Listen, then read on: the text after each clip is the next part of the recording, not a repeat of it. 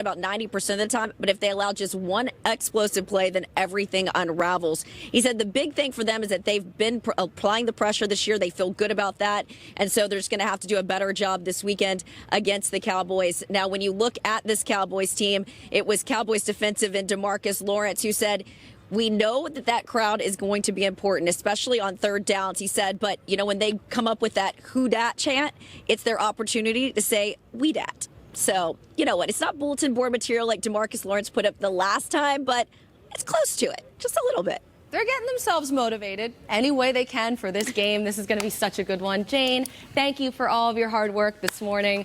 She's not done follow yet. her on Instagram. She's not done yet. It was a tough assignment, you know? We're coming back to Jane in a couple minutes. Okay, Hang in there, perfect. Jane. So, listen, the Cowboys and the Saints, let's talk about these defenses. Yeah. Which one do you trust more?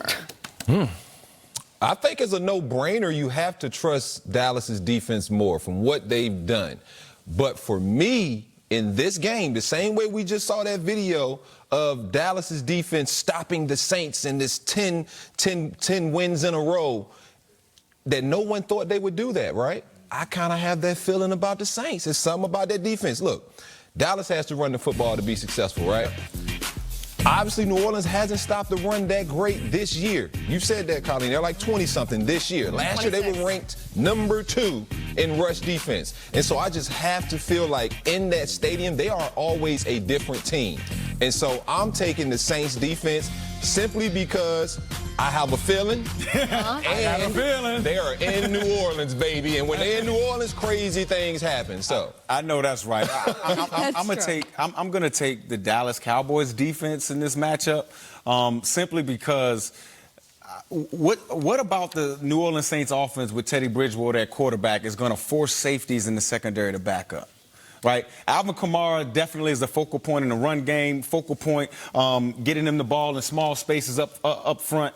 But what explosive nature to this Saints offense backs these guys up? Nothing. Teddy Bridgewater is 31st in the National Football League at only 6 yards per attempt. For comparison, Patrick Mahomes is first with 10.5 yards per attempt. Okay, that's for comparison. Yeah. So they're not pushing the ball down the field. Every pass is within 6, 7, 8 yards of the line of scrimmage. If you want Alvin Kamara to have space, if you want Michael Thomas to be able to get the intermediate routes, you got to use Teddy again and some of that speed on the outside to back this defense up, because if not, it's just not going to be any space to operate. And off of that, my understanding is that the Cowboys' approach in this game is going to be, we are going to lean toward taking away that running game. Yeah. We're going to lean more toward putting more guys in the box and make Teddy Bridgewater show that he can throw the ball down the field behind us. This has been the story of his career. I mean, even when he was early on, before he got hurt, when he was the Vikings starting quarterback, can he push the ball down the field? Is he too safe with the football? Is he not taking those shots? So the Cowboys are seeing that right now and saying, okay, we're going to make him do that. We're going to make him show us that he's the guy that he hasn't been for his entire career. So look for that. If I know Sean Payton, like I think I know him. Yeah, I was going to say that. In the first 15, he's going to take at least 3 or 4 shots. I was going to say that. He's got to put it on tape. Yep. Knowing Sean Payton, that's the only way he's going to get the respect of that defense to know, hey, look, it's threat of that ball being thrown over our heads. Because if you don't have threat of that as a DB, you sitting on every route, and that makes it impossible for those dudes to run routes. I'll tell you one thing, the Dallas defense also has to be able to tackle. I talked about it a little bit earlier in the show. Alvin Kamara, Michael Thomas, these playmakers of the Saints offense, they forced 11 missed tackles from the Seattle Seahawks defense last week. If the Dallas Cowboys don't wrap up, if they don't get this young man down, that's a missed tackle. That's 3 or 4 missed tackles on a simple screen, just out in the flat play, right? They have to be able to get these ball carriers and these playmakers down for the New Orleans Saints, or it's going to be a long day for the Dallas Cowboys. But I feel like the Cowboys defense is the one to trust here, because the Saints defense, not only have they struggled against the run, but also they've struggled against mobile quarterbacks too. They've done it against Deshaun Watson last week, against Russell Wilson, and this is a problem that goes all the way back to last season. They need a spy or somebody there to stop the mobile quarterback, and you would think, that going up against guys like Cam Newton and things like that in their division, that they'd be used to the mobile quarterback. Well, they got Dak today. I know. Tomorrow, sorry. We shall see how this one works out. I know, I did. I just got really excited. So far this season, the Cowboys defense has put up better numbers than the Saints. Dallas allowing fewer Chris Richard, and head yards coach. than New Orleans. Of course, you got to keep in mind, though, each team's opponents. The Cowboys have faced 3 of the worst offenses. Yeah, say It's that. not their Say fault. that, Colleen. League. It's not their I'm just fault. saying. Yeah, no, you don't pick your opponents, but check out the schedule, guys. Opponents are 0-9. Jones is going to run it on a fake handoff. He's to the 5. He's in. Touchdown, Giants. Daniel Jones. Got Ingram on the run. He steps out of a tackle across midfield to the 45. Down the left sideline. Touchdown, Giants. 75 yards. Catch and run to Evan Ingram. Fires one right into the end zone. Caught for the touchdown by Sterling Shepard. What a catch by Shepard. Daniel Jones on a 7-yard run on a 4th and 5 from the 7. And the Giants have tied it up with 1:16 to go.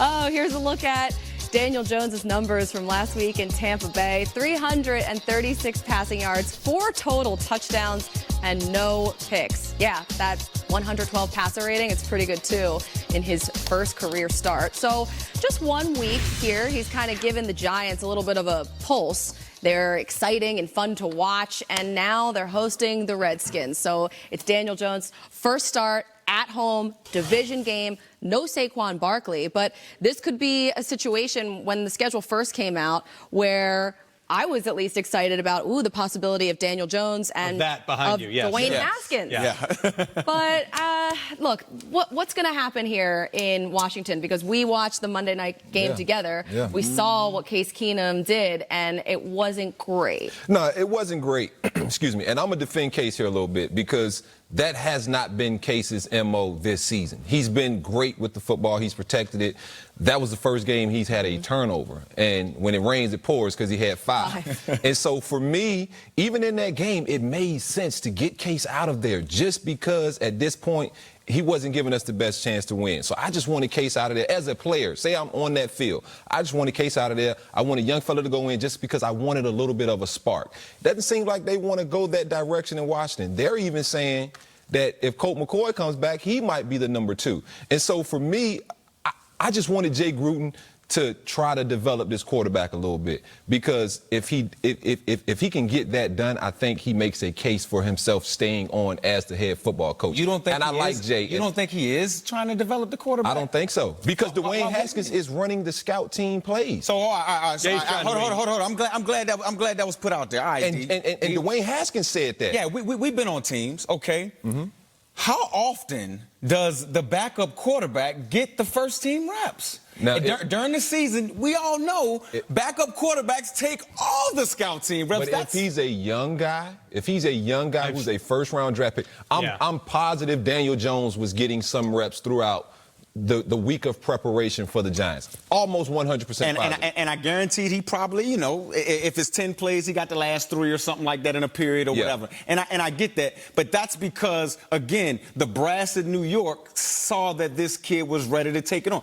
Don't you think that Jay Gruden and the people making decisions with the Washington Redskins who see this kid, Dwayne Haskins, every single day at practice, don't you think that they would want to put him out there if he is ready? Especially if Jay's on the hot seat. Especially if Jay's on the hot seat, like, you know what I mean? Look, but this is the reason why they aren't. And this is my reason, this is my problem with coaches, organizations in general, not just Washington, just in general. Because you didn't get your way as a coach, because we're hearing that Jay never wanted Dwayne Haskins. He wanted Daniel Jones. Yeah, I reported they preferred Jones. I reported that. And so instead of saying, okay, I lost this argument, like in a relationship, you know, when you got healthy relationships with your mates, your husband, my wife, your wife, communication is key. And so for this relationship of head coach, GM, or head coach, president, owner, whatever, has to be communication. And so even if I don't want your guy, for me to keep my job, your guy has to succeed. No question. A lot of teams root for that guy to fail in so many different organizations, and I don't understand why you don't understand as a coach that your job is tied to this player, regardless if you wanted him or not. And so I don't see them ever wanting him kind of like with Kirk Cousins and RG2. So you see it all over again. And I understand that way of thinking, but they're in the season now. Yeah. And like you said, I mean, if he likes his job, if he wants to be there, he understands what possibly has to happen. You got to develop him. But at the end of the day, if I'm the play caller and I'm calling plays and my scheme is out there and I'm not seeing the quarterback able to run the plays that I'm calling, or maybe our offense just isn't a certain way. He thinks it's going to be worse with Haskins. That's basically what he's saying. Would you want to put Haskins in against the Bears? With no left tackle, with your starting left tackle totally gone. Well, I'm gonna Don't actually sabotage his career. But I'm actually gonna turn this a little bit on Haskins too. I'm gonna talk to him and say, Dwayne, if I'm you, what am I doing during the course of the game? If you're Jay Gruden, Yep. Okay, I'm Dwayne Haskins. Okay, so when you're calling plays and then you're over his shoulder.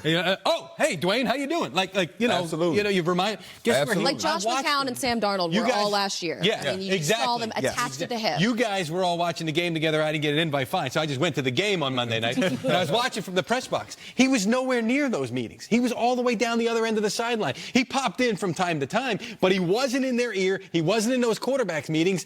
Get in there. Show them that. Hey, you don't think the head coach doesn't see that? I mean, he sees that, but it's on him as a leader of men to get that message through to Dwayne Haskins, because you're absolutely right, Jeezy. I saw a little bit of that too. Yeah. And so Dwayne Haskins doesn't get absolved of all his blame in this, because at the end of the day, he needs to get himself ready. He is a quarterback. And a quarterback in the National Football League who didn't play a lot in college. He played 1 year, had a lot of success. For me, my mentality now is I'm grinding. I'm staying alongside Kurt. I'm staying alongside Alex Smith, who's still in that building all the time. And do we see that from Dwayne? No, I haven't seen it. that. No, so I haven't. Why would you try him out there on the As a coach, just why would you try to as a coach, you dumb it down. It doesn't matter how many times. Lamar Jackson last year, obviously different mindsets. Totally different mindset. Skill